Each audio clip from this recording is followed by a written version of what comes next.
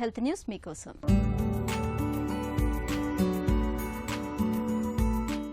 మనకు ఐక్యూ అంటే intelligence quotient గురించి తెలుసు. ఐక్యూ లాంటిదే ఎంహెచ్క్యూ అనే మరొక టెస్ట్ ఉంది. మైండ్ హెల్త్ కోషెంట్ కి అది సంక్షిప్త రూపం.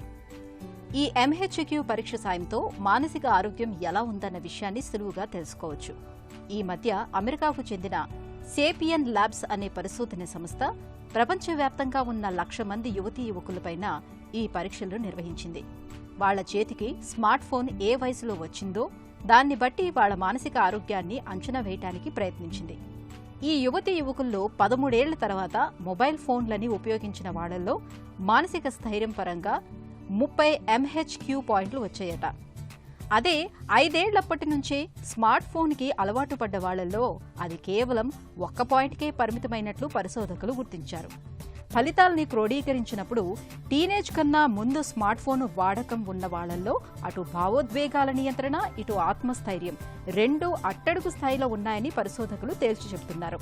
ముఖ్యంగా ఇలా చిన్నప్పటి నుంచే స్మార్ట్ ఫోన్ వాడుతున్న యువతుల్లో ఆత్మహత్య ఆలోచనలు 20 పాయింట్ల దాకా ఉంటే యువకుల్లో 11 పాయింట్ల దాకా కనిపించాయట.